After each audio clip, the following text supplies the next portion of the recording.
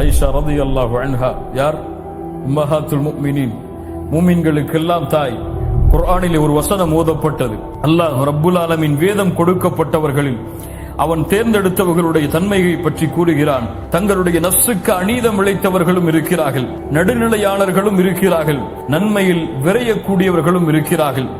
இந்த மூன்று தன்மையும் யாருக்கு பொருந்தும் ஆயிஷா ரலியல்லாஹு அன்ஹா அவர்களே என்று கேள்வி கேட்கப்பட்டது. அப்போது சொன்னார்கள், நடுநிலையாளர்கள் சஹாபாக்களுக்கு பின்னால் வரக்கூடியவர்கள். வமின்ஹும் சாபிகும் பில் கைராத், அல்லாஹ்வுடைய தூதரும் அவர்களோடு வாழக்கூடிய சஹாபாக்களும். ஃபமின்ஹும் ஸாலிமுல் லினஃப்ஸிஹி, தங்களுக்கு தாங்களே அநீதம் இழைப்பவர்கள் யாரென்றால் என்னையும் உங்களையும் போன்றவர்கள். அல்லாஹு அக்பர். ஆயிஷா ரலியல்லாஹு அன்ஹா சொல்கிறார்கள், அநீதம் இழைக்கக்கூடியவர் நான், என்னை போன்ற இருக்கக்கூடிய நீ. ஆனால் நன்மையில் போட்டி போடுபவர்கள் சஹாபாக்கள்.